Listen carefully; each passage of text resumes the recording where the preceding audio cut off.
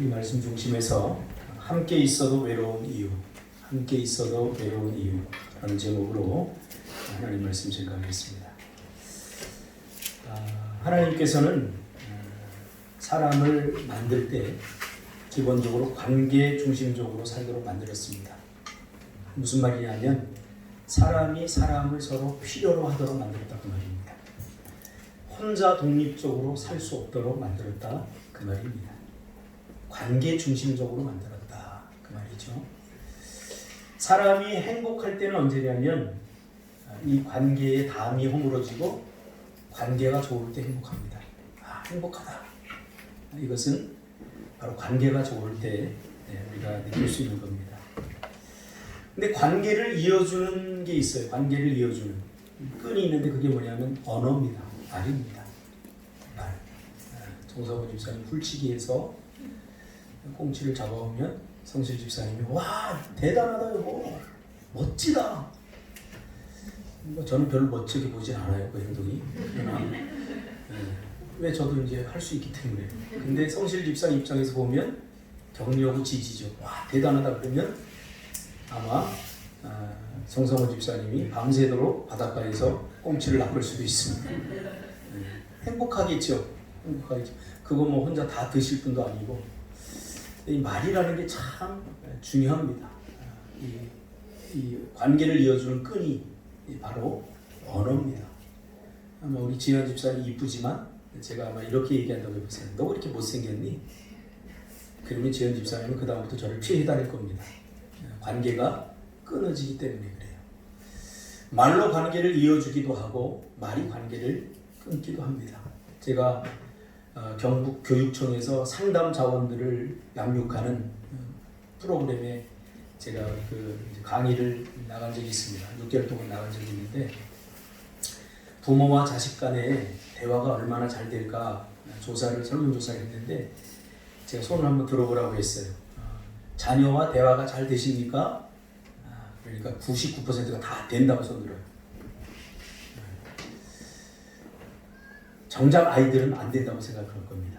왜냐하면 통계에 의하면 부모들은 기본적으로 대화의 메커니즘을 어떻게 이해하냐면 학교 갔다 오면 학교에 별일 없었지? 숙제 다 해갔지? 그래 됐다. 그러니까 이 아이가 학교에서 무슨 일이 있어도 정보만을 얻기를 원해요. 정보만. 그래서 무슨 일이 없다고 그냥 말하면 아무 일이 없었어 그러면 정말 아무 일도 없었던 줄 알아요. 근데 자녀는 대화를 어떻게 이해하냐면 마음을 나누는 것으로 이해를 해요. 여러분 대화가 뭡니까? 대화는 마음을 나누는 것이 정보를 얻는 것이 아닙니다. 가끔 저도 이야기를 하다 보면 어떤 사람이 저에게 정보만을 얻기를 원할 때 굉장히 기분 나쁩니다. 별로 대화하고 싶지 않습니다. 대화는 뭐냐면 마음과 마음을 나누는 것이 대화입니다. 하나님도 우리와 마찬가지입니다. 여러분 기도를 대화라고 하는 메커니즘으로 우리가 이해할 때 대화는 뭐죠? 주고받는 게 있어야 되잖아요. 일반적으로 한 사람이 다 이해하는 거 아니잖아요.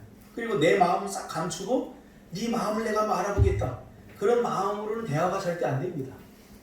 대화는 기본적으로 내 마음을 먼저 여는 데서 시작이 되는 거죠. 그렇죠? 그래서 기도도 마찬가지예요. 하나님 앞에 무조건 기도 시작하면서 하나님 주세요. 알죠? 나 힘들어요. 물론 그럴 때도 있어요. 그러나 이런 기도가 일상이 되어버리면 안 됩니다. 하나님과의 그 대화, 기도는 주고받는 것이 되어야 됩니다. 하나님 내가 이렇게 힘든데 하나님 나와 이렇게 안 도와주는 것 같죠? 이렇게 질문했으면 들어야죠. 우리 삶 속에서 주고받고 하는 대화. 그것이 굉장히 그 사람을 행복하게 하고 만족을 주는 거죠. 하나님과의 관계는 하나님을 의존하도록 그렇게 만들어진 거예요. 우리가 여기서 의존이라고 하는 것은 일방적인 복속, 종속의 의미가 아니라 어린아이가 부모의 보호를 일방적으로 받는 것처럼 안전하게 돌봄을 받는다는 의미로서의 의존입니다. 생각해 보세요. 어린아이가 부모를 의존하지 않고 어떻게 살겠어요? 그렇죠? 그러니까 우리가 하나님 의존적으로 만들었다. 그 말은 일방적으로 우리가 하나님 앞에 복속하고 종속한다는 의미가 아니라 보호와 돌봄의 차원에서 의존하지 않으면 안 된다. 그런 의미라는 거예요. 하나님이라고 하는 안전한 보호막이 사람을 든든하게 하는 것입니다. 그러므로 그분이 나의 아버지와 자녀의 관계가 되었다는 사실이 내 삶에 미치는 영향은 정말 대단합니다. 이거 제가 경험한 거예요. 제가 주님을 내 인생의 주인으로 모시고 난 이후에 무엇이 달라졌냐? 많은 것들이 달라졌지만 딱 한마디로 내 인생에 달라진 것이 뭐냐라고 말한다면 마음이 든든해졌어요. 사실 힘들었거든요. 저는 아버지 없이 어린 시절을 보냈고 친구들은 아빠 따라서 포경 수술하러 갔다는데 그런 게 어디 있어요. 저는 군대 가서도 포경 수술했어요. 아버지로부터 받아야 될 돌봄 같은 걸 전혀 받지 못했거든요. 그런데 고등학교 2학년 때 주님을 만나고 나서 마음속에 아버지가 새로 생겼으니까 굉장히 든든한 것이 마음에 확 들어오더라고요. 주님을 의존하면 의존할수록 내 삶은 더욱 든든해졌습니다. 그분 앞에 아무에게도 말할 수 없는 마음속 깊은 곳까지 내려놓고 나눌 수 있다는 사실이 얼마나 기뻤는지 모릅니다. 그분은 나를 평가하거나 정죄하지도 않았습니다. 그냥 있는 모습 그대로 나를 다 받아주셨습니다. 그러니까 이분 앞에 내 마음을 쏟아놓으면 이 말이 날까? 다른 사람의 귀에 들어갈까? 그런 조바심을 갖지 않아도 돼요. 평가받는다는 느낌도 없어요. 왜냐하면 그분은 그냥 다 받아주시니까. 이분이 여러분의 하나님이십니다. 그리고 사람과 사람은, 이거 하나님과 우리의 관계라면 사람과 사람의 관계십은 기본적으로 서로의 부족함과 연약함을 채워주는 관계십, 서로 돌아봄으로 함께하도록 만들어 놓았습니다. 그러니까 삶의 의미가 여기 있습니다. 왜 네가 필요하냐? 이것은 그 사람이 연약하기 때문에 내가 필요한 거예요. 여러분 잘 기억하셔야 돼요. 그 사람이 부족하고 그 사람이 연약하기 때문에 내가 필요한 거예요. 그래서 그 사람의 연약함, 그 사람의 흠은 비난과 정죄의 대상이 되어서는 안 됩니다. 왜냐하면 그래서 내가 필요한 거예요. 관계 가장 기본적인 부부와의 관계도 마찬가지예요. 여자를 하나님께서 왜 만드셨어요? 아담의 부족함, 허전함을 채우라고 만들어준 거예요. 그렇다면 남편도 마찬가지예요. 그러니까 사람의 기본적인 관계십은 필요하기 때문에, 서로가 서로에게 필요하기 때문에 일방적으로 한 사람이 필요한 것은 없어요. 오늘은 내가 저 사람의 도움이 필요하고 내일은 또 내가 저 사람의 도움이 되기도 하고 서로 도와주고 돌보는 그런 관계식으로 우리를 만들어 놨다는 거죠. 부족함과 연약함을 채워주는 것, 이것이 우리 서로의 관계십의 기본이 되어야 됩니다. 히브리서 10장 24절은 이 관계십을 이렇게 말씀하고 있습니다. 서로 돌아보아 사랑과 선행을 격려하며. 서로 돌아보는 것. 나에게 아무 일이 없다고, 내가 오늘 밥 먹었다고, 난 행복하다. 이 코로나 내가 안 걸려서 나는 참 하나님이 나를 너무너무 사랑하는 것 같다. 이건 병든 사고, 병든 신앙입니다. 돌아보아야 됩니다. 우리 주변에서 일어나는 일들, 그 코로나에 걸려서 제대로 장례도 못 치르잖아요. 근데 고통당하며 죽어가고 있는 그 사람들의 심정은 어떨까에 대해서 우리가 한번 생각해 봐야 되는 거죠. 우리가 몇 년 전에 세월호 사건이 있었습니다. 이 세월호 사건을 자꾸 정치적으로 이용하려고 해서 난 너무 마음이 아픕니다. 이것은 우리가 당사자가 되어 봐야 됩니다. 세월호에서 죽은 그 아이들이 내 자녀고 내 조카고 이런 시각으로 바라본다면 이것이 성경적인 관점입니다. 서로 돌보는 거죠. 얼마나 아플까? 얼마나 고통스러울까? 여러분 내 자녀를 한번 잃었다고 생각해 보세요. 이거 무엇으로도 달라지지 않습니까? 그런 관점으로 바라본다면 감히 어떻게 그렇게 사람의 마음에 상처 주는 말을 그렇게 쉽게 할 수 있겠어요? 이걸 정치적으로 이용하는 사람은 참 못된 사람들입니다. 서로 돌보라. 이것이 성경의 가치입니다. 관계식의 가치입니다. 그러니까 옆에 사람이 뭔가 좀 허물이 있고 뭔가 잘못하면 그것이 비난과 정죄의 대상이 아니라 아하, 하나님께서 그 부분을 나에게 채우라고 하시는 거구나 하고 그 부분을 채워줘야 한다는 것이죠. 이것이 바로 관계식의 기본입니다. 그가 가진 무엇 때문에 권력이나 어떤 내가 갖지 못한 다른 것을 갖고 있기 때문에 그와 관계하는 것이 아니라는 거죠. 만약에 그런 관계식으로 관계를 한다면 거기서부터 단절이 오고 외로움이 오고 소외가 옵니다. 그래서 일로 혹은 자리로 사람을 만나지 말라. 그런 말 하지 않습니까? 그가 가진 무엇 때문에 사람과 관계하지 말고 순수하게 하나님이 만들어 놓으신 순수한 의미를 붙들고 그 사람과 관계를 해야 외로워지지 않습니다. 왜 우리가 사랑해야 됩니까? 옆 사람을? 하나님이 그를 천하보다 귀하게 여기고 하나님이 그를 너무너무 사랑하기 때문에 나도 사랑해 줘야 됩니다. 내가 뭔데 함부로 미워합니까?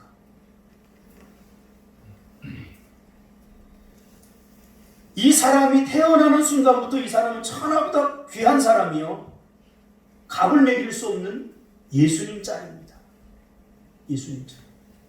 그러니까 우리가 그 사람을 미워하려면 먼저 예수님을 미워해야 돼요. 왜? 예수님이 사랑하는데 왜 어떻게 내가 함부로 미워할 수 있습니까? 제가 이 비결을 깨닫고 그 다음부터 사람을 미워하는 것이 굉장히 두려워지기 시작했어요. 그 전까지는 그냥 일상이었어요. 미워하는 게. 내 마음에 들지 않으면 다 미움이에요. 그런데 예수님의 피값을 주고 그를 구원했다면 이건 내가 함부로 미워할 수 없는 부분이구나 라는 이 인식이 딱 들기 시작하면서부터 누군가 미우면 그 다음부터 두려움이 오기 시작해요.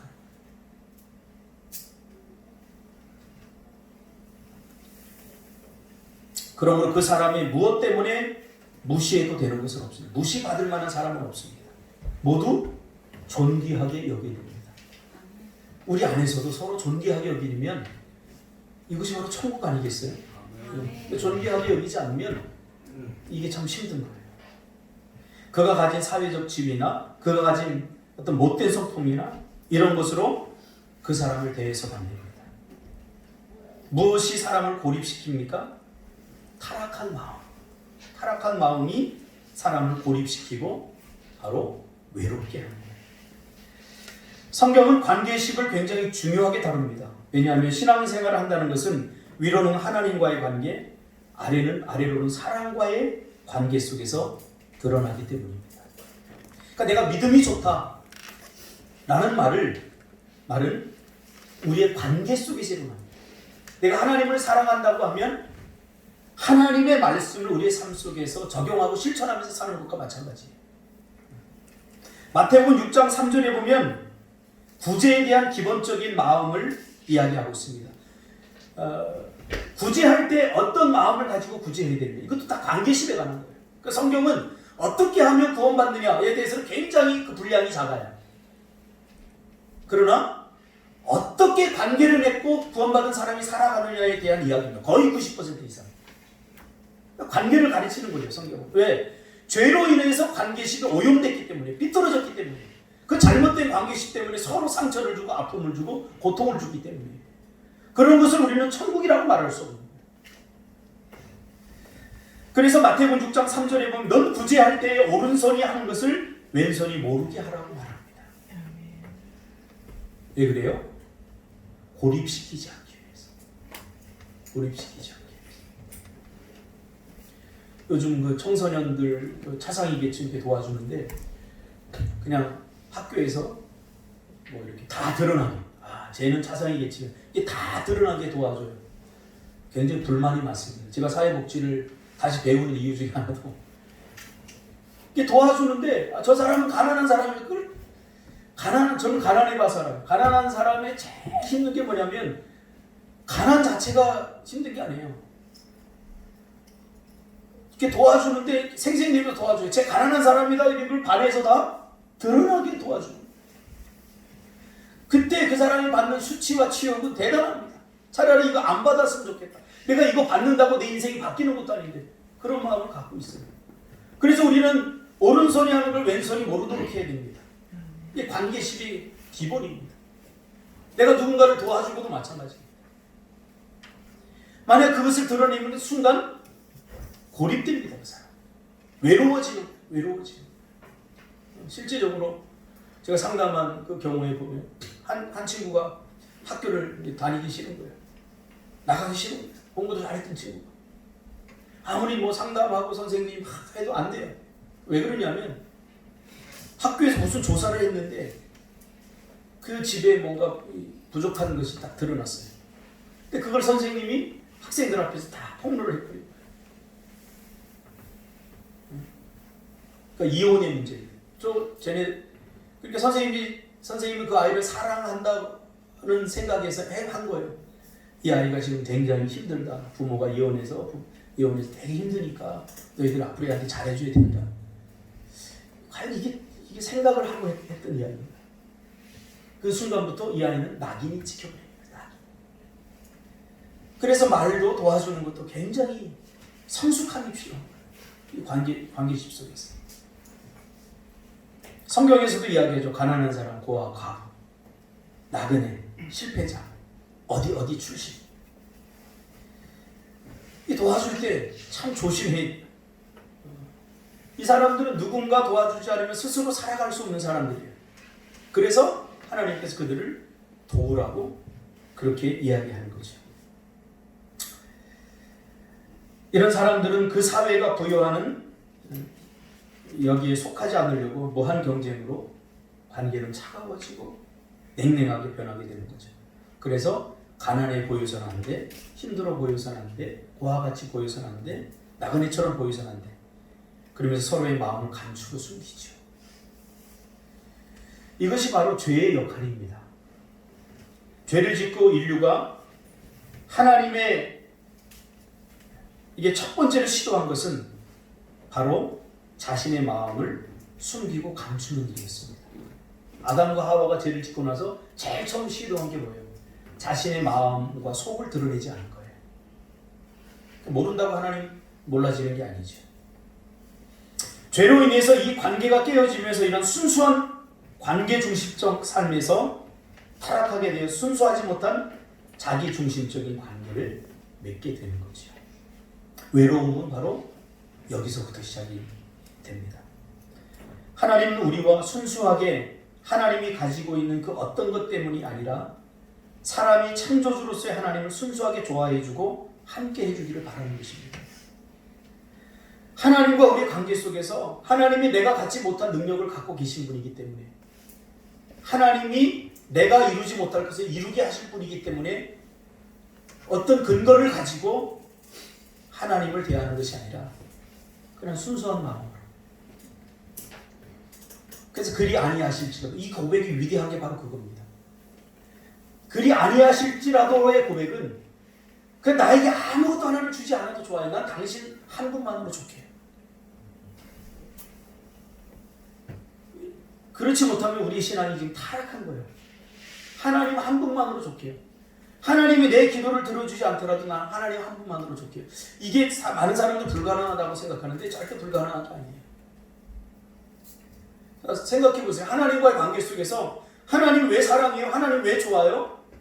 하나님이 내가 하지 못하는 거 주니까, 내가 할 수 없는 것들 이루어 주시니까 난 그 하나님이 좋아. 거기서 하나님이 정말 아무것도 나에게 주지 않는 분이라고 한번 생각해 보세요. 그래도 좋아할 수 있나요? 그렇다면 그것이 진짜입니다.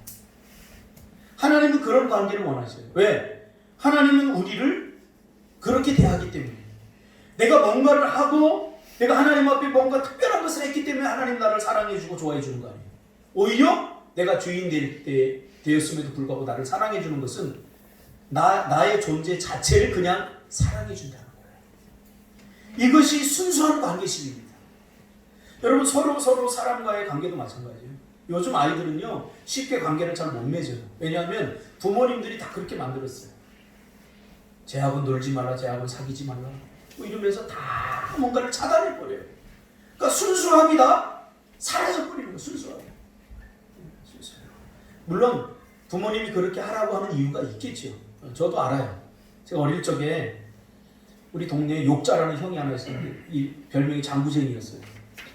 무당 그 할머니가 무당이었는데 저희 어머니가 놀지 말라고 다른 애들하고 다 놀되 저 장구쟁이하고 놀지 말라고 저한테 얘기했어요. 그런데 그 장구쟁이 형이 얼마나 다이나믹한지 몰라요. 보통 사람들이 하지 않는 놀이를 해요. 감자서리를 한다거나 고구마서리를 한다거나 얼마나 익사이팅합니까? 근데 보통 모범생들은 그런 거 아니에요. 별로 익사이팅하지 않아요. 그래서 저는 이렇게 따라다니다가 뭘 다 배웠냐면 지금까지 내 안에 있는 내가 할 수 있는 모든 욕을 그 형한테 다 배웠어요. 군대 가니까 이 욕이 상당하더라고요. 누구한테 뒤지지 않을 만큼 대단한 욕들을 제가 다 배운 거예요. 지금도 그 욕이 가끔 튀어나와요. 여러분 생각해 보세요.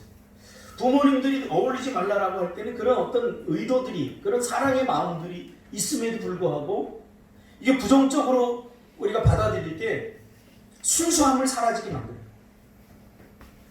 하나님은 우리와 그냥 순수하게 하나님이 가지고 있는 그 어떤 것 때문이 아니라 창조주로서, 창조의 목적이 뭐예요? 하나님 우리를 왜 만들었어요? 에베소서에 보니까 우리와 교제하기 위해서. 다른 이유가 없어요. 하나님 우리와 교제하기 위해서 만든 거예요. 결혼의 목적도 이와 다르지 않아요. 결혼의 목적도 두 부부가 교제하는 게 얼마나 아름답습니까? 어제 제가 엊그제 이렇게 아침에 이제 제가 옥수수랑 고추를 심었거든요. 그래서 이제 매일 아침에 해 뜨기 전에 물을 줘야 돼요. 일찍 일어나서 물을 주고 또 여기저기 정리하고 이렇게 오는데 어떤 정신 나간 바보 같은 애가 한 손에 꽃을 하얀 걸 실실거리면서 막 이러면서 혼자 좋아가지고 막 꽃을 막 이러면서 오는데 난 동네 바보인 줄 알았어. 얼마나 좋은지. 그 저와 눈이 딱 마주쳤어요. 먹고 이렇게 히히 하면서 예, 꽃 한 송이 꺾고 왔어요. 뭐 하려고?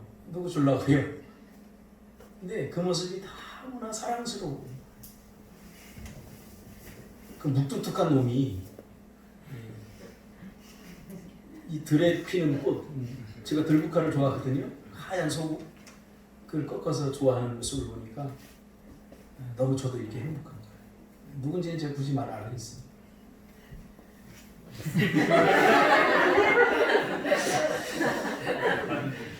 그렇게 투명하고 사람들한테 뎃뎃거리고 투명하고 했던 애가 뭐 이렇게 달라진 거예요. 관계 회복이 일어나는 거예요. 관계 회복이. 그 순수함이지, 순수한 마음. 그 순수한 마음. 이 관계가 오염되면 어때요? 그 지연이가 그 꽃 받고 어땠어?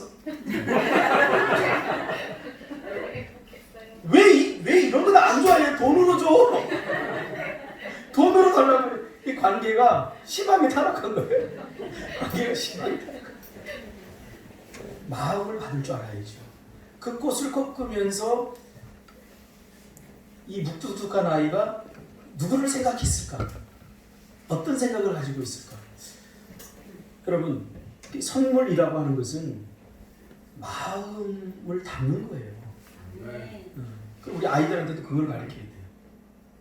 귀찮으니까 내가 사줄게 이러면 안 되고 그 마음을 담아야 돼요. 저는 이렇게 밖에 나갔다 오다가 뭐가 있으면 이렇게 하나 사요. 주로 누구 때문에 사냐면 우리 예원이 때문에 사요. 왜냐하면 우리 예원이는 요만한 거 하나를 내가 뭘 주잖아요. 뭐 100원짜리 이거 사면 좀 와 아빠 와 막 이래요. 근데 그 외의 여자들은 마음을 어떻게 느끼냐면 차라리 돈으로 주지 이런 느낌이 확 드는 거예요. 근데 우리 집에 그 막내는 막 이걸 막 너무 좋아하는 거예요. 그리고 다음에 어디 내가 뭐 해외 여행 가거나 그럴 때 제일 먼저 누구 선물을 고르냐면 예원이 선물을 제일 먼저 골라요.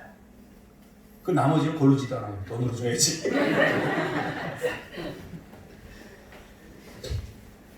하나님과 우리 사이에도 그랬으면 좋겠어요. 감사라고 하는 것은 뭐냐면 마음을 헤아리는 거예요. 하나님의 마음. 감사는 함부로 할 수 없어요. 정말 하나님의 마음을 헤아려 본 사람만이 이 작은 것 하나에도 감사할 수 있어요. 저는 육지에 있을 때 비염으로다 얼마나 숨 쉬는 것 자체가 고통스럽고 힘들었기 때문에 여기 제주도 와서 뭐 아무것도 주지 않더라도 이 공기를 주신 하나님만은 난 정말 감사해요. 정말 하루에도 공기 때문에 한 12번 이상을 감사하는 것 같아요. 깊은 숨이 쉬어져요. 육지에 있을 때는 안 그랬어요. 늘 깊은 숨을 쉬려면 뭔가 걸러서 한 번씩 쉬었어요. 근데 여기 오니까 이거 돈으로 살 수 있나요, 공기? 감사. 감사는 정말 하나님의 마음을 헤아렸을 때 그때 나오는 게 감사예요.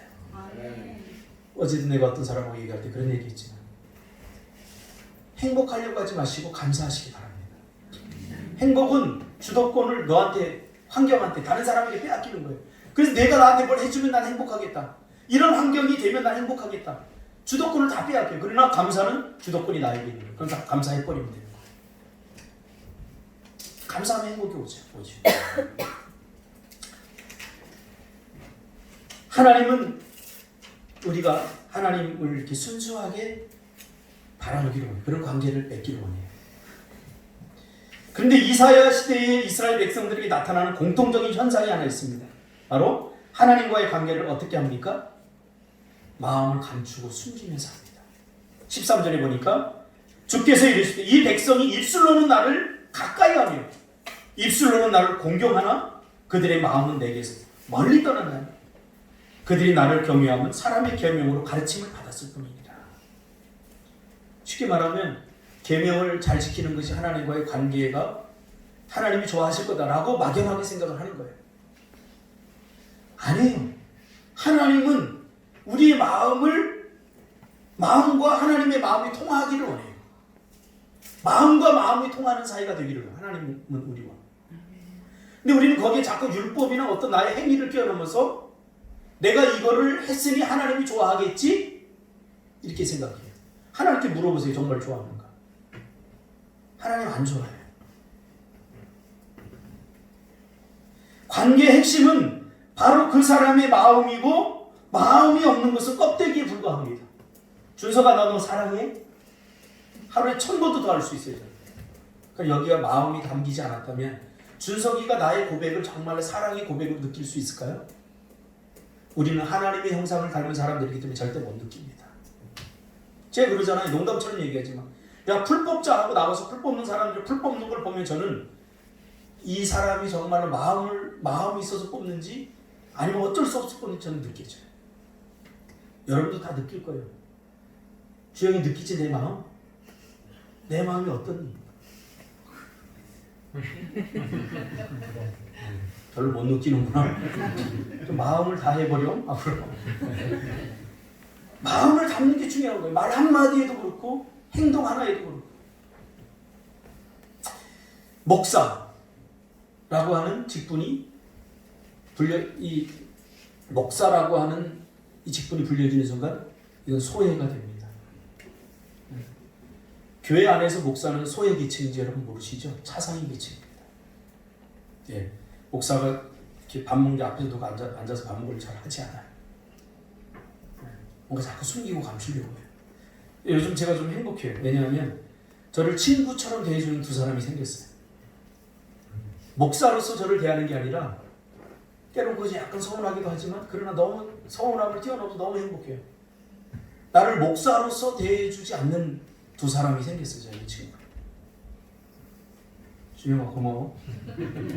얘는 나를 목사로 안 대해요. 그래서 카톡도 뭐 하고서 형 이렇게 해요. 형.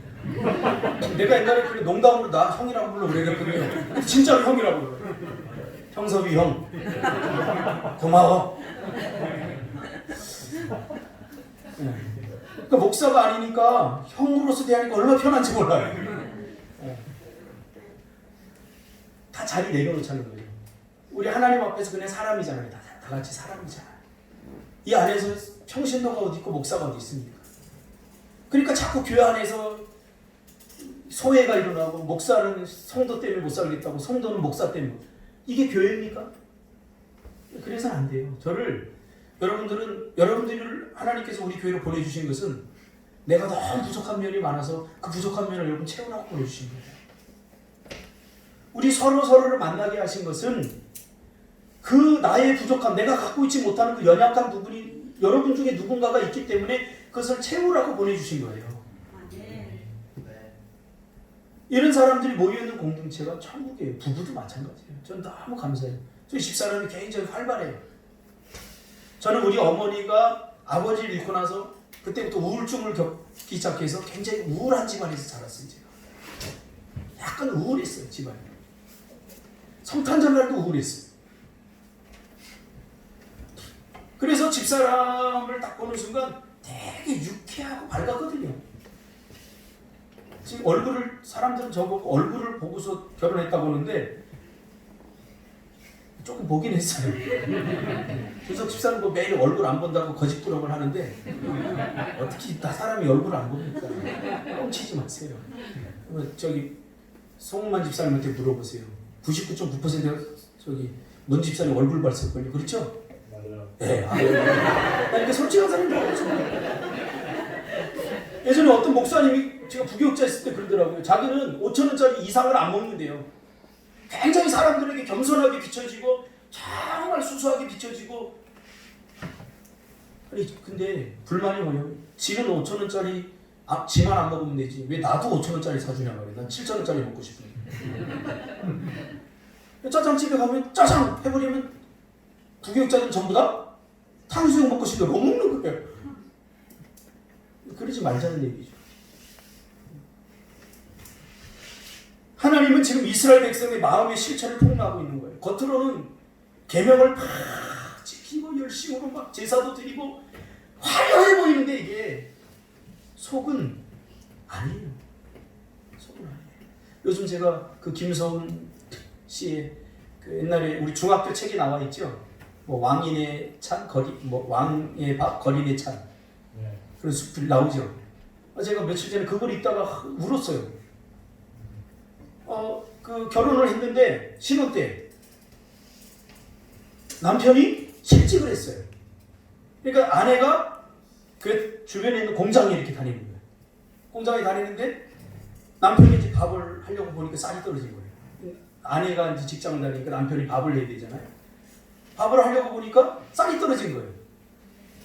그래서 아내한테 그런 거예요. 회사 갔다 점심 먹으러 와. 가까웠던 모양이에요. 점심 때 내가 맛있게 밥을 해놓게.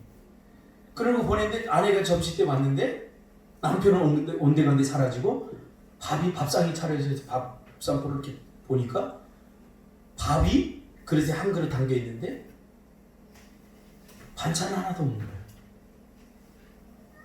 그러니까 쌀은 어떻게 해서 조금 사왔는데 반찬까지 마련할 돈이 없었던 거예요. 그래서 뭐 왕의 뭐 밥 거린의 찬 그런 수필 여러분 읽어봤잖아요.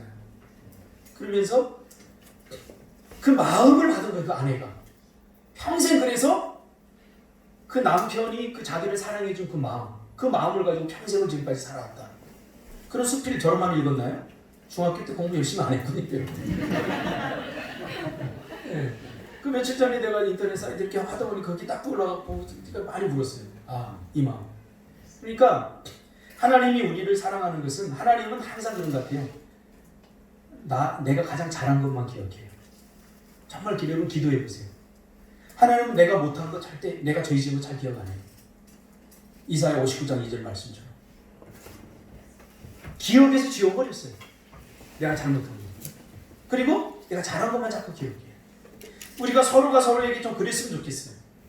제 집사람한테 가끔 하는 얘기예요. 부부간에도 관계가 좋아지는 방법 그거예요.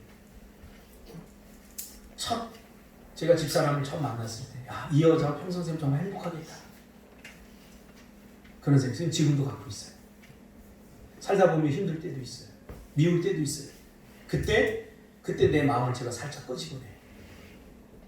그때 그 마음. 우리가 서로가 서로에게 그랬으면 좋겠어요. 우리 교회가 정말 여기 와서 힘들 때 애들을 데리고 문혜선 집사님 왔어요. 제주도 분. 그게 저에게 엄청 힘이 됐어요. 집사님 아무것도 안 해도 난 그게 힘이 되는 거예요. 저렇게 앉아만 계셔도 저는 그냥 힘이 되는 거예요. 뭘 하지 않더라도 그게 그 자체가 힘이 돼요. 꼭 꼭 뭘 하려고 하지 마세요. 존재 자체만으로도 힘이 된다는 게 좀 뭔지 알아요. 제가 여기를 제주도를 이제 오려고 할 때 우리가 잘 알듯이 지희네 집이라고 있어요. 근데 그 집이 좀 장애가 있어요. 근데 그 엄마가 그 가족들을 데리고 매번 이렇게 와요. 와서 이렇게 앉아요. 근데 이제 우리가 제주도로 온다고 이제 발표를 하고 나니까 그 엄마 고개를 막 울더라고요. 끝나고 나니까 위로를 했어요. 제가 여기 올 때 제일 미안했던 사람 중에 한 사람이 그분들이에요. 제가 전도를 했는데 뭐 헌금도 뭐 그렇게 많이 못하고 뭐 빠질 때도 있고 그런데 그분이 늘 저한테 했던 얘기거든요. 목사님 죄송해요. 별 도움이 못돼서 교회에. 뭘 별 도움이 못돼 죄송해요. 그 제가 그분한테 그랬어요. 정말 제 마음 진심이 담겨서 얘기했어요. 안 해요. 그냥 예배 시간에 이렇게 앉아 지인해가지고 앉아주는 것만으로 저에게 얼마나 힘이 되어주구나. 그러니까 여러분은 하나님에게 그런 존재라는 사실이에요. 여러분은 그냥 여기 태어난 것만으로도 사랑받아야 되고 태어난 것만 자체로도 우리 교회 온 자체만으로 사랑받아야 되고 함부로 미워하지 마세요. 왜 함부로 미워해요? 함부로 미워하면 안 돼요. 하나님이 자신을 죽이면서까지 우리를 구원해 주시고 우리 만나게 하셨는데 왜 함부로 미워하죠?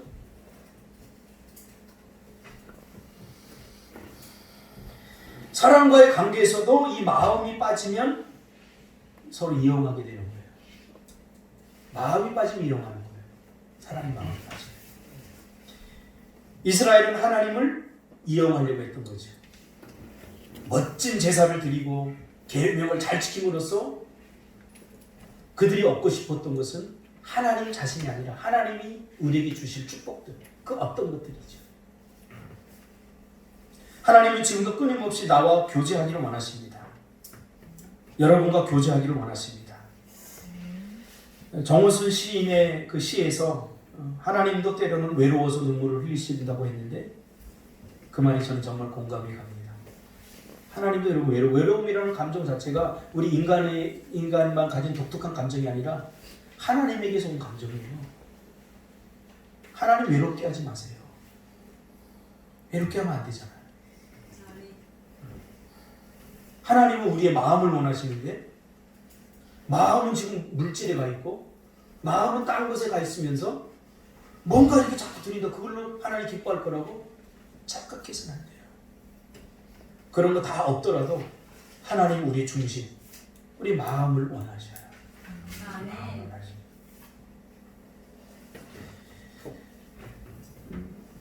설교를 하다가 제가 설교에 어떤 딜레마에 빠진 적이 있어요. 설교가 하기 싫더라고요. 정말 하고 싶지 않더라고요. 이것은 이제 내가 이 일을 설교하는 일을 포기해야 된다는 걸 의미하는 거예요. 그럴 때마다 저에게 힘이 되었던 말 한마디가 있어요. 그게 뭐냐, 우리 집사람이 저한테 설교 끝나면 제가 알거든요. 죽순 거 알거든요. 최고야. 당신 설교 최고야. 제 마음을 다독여주는 그 말이 다시는 내가 설교를 할 수 있도록 해준 그 모티베이션이 됐어요. 그러니까 말을 이렇게 함부로 하면 안 돼요. 우리는. 그리고 지금은 도움을 받지만 일방적으로 평생 동안 도움만 받는 사람은 없어요. 이게 진자 운동처럼 바뀌어요. 오늘은 내가 도움을 주고 또 다음에는 도움을 받기도 해요.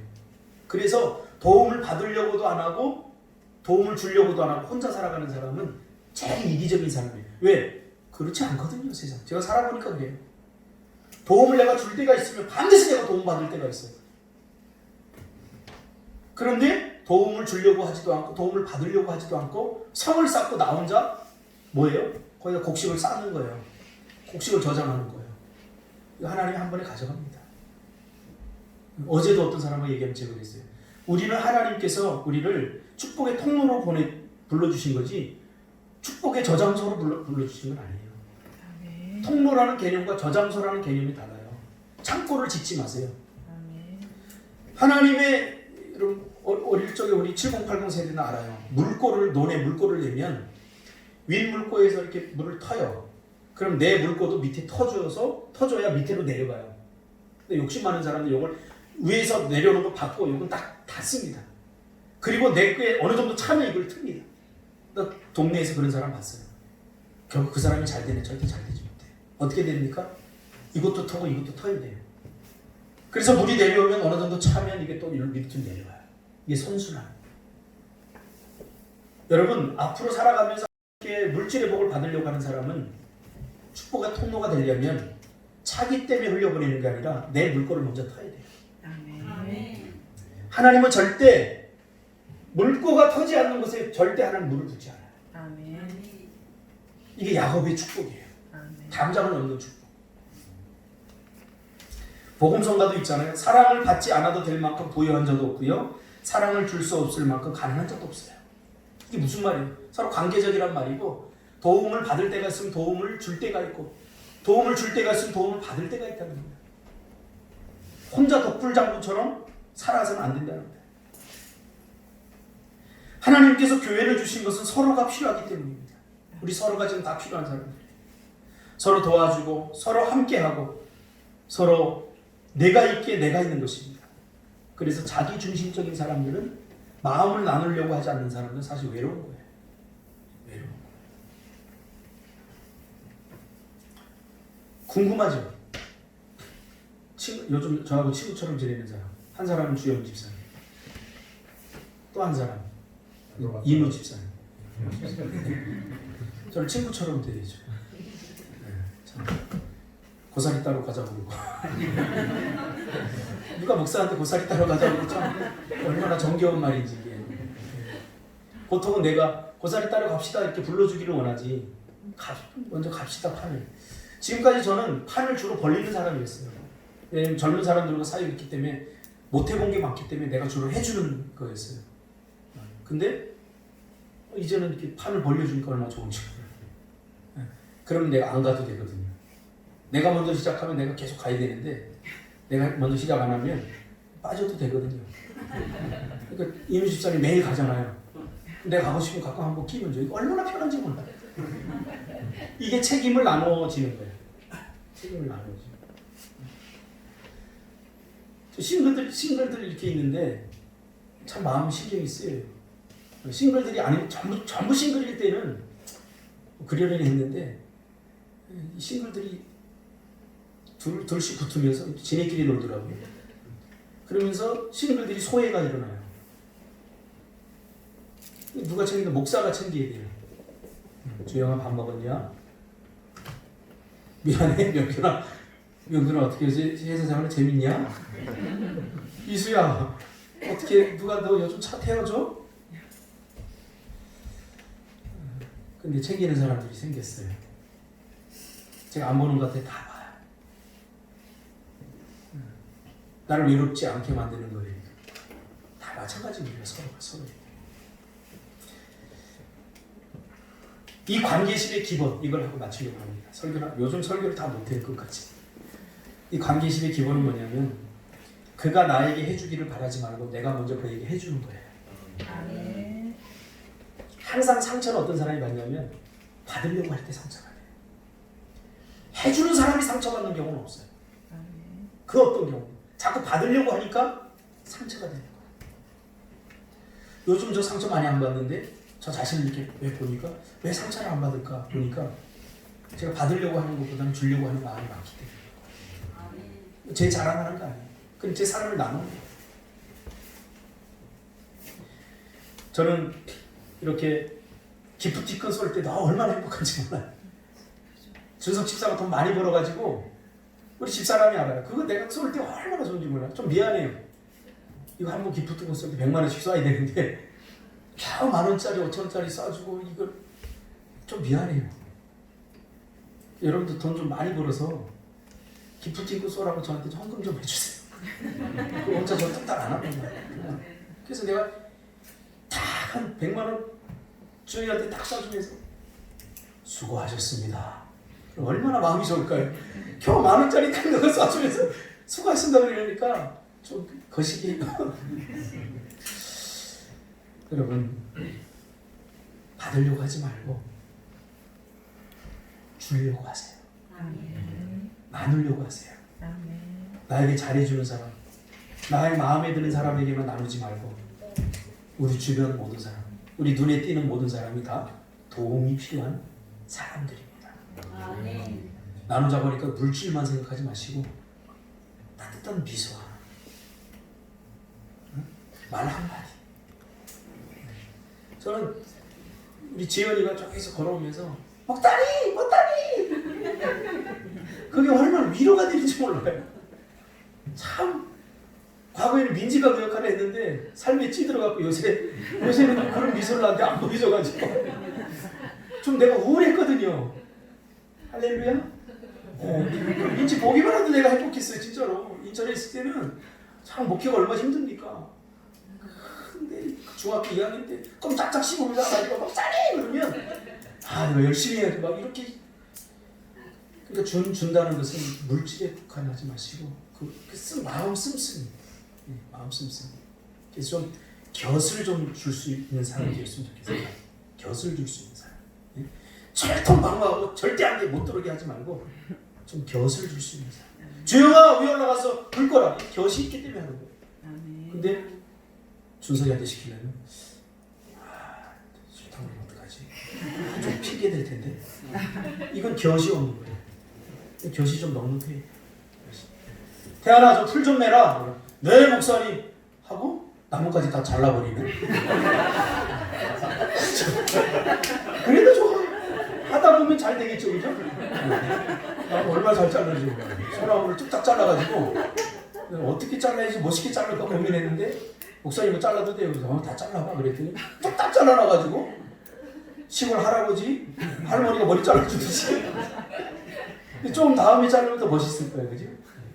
그렇습니다. 좀 곁을 둘 수 있는 사람. 아멘. 그 사람이 되시기 바랍니다. 기도하겠습니다.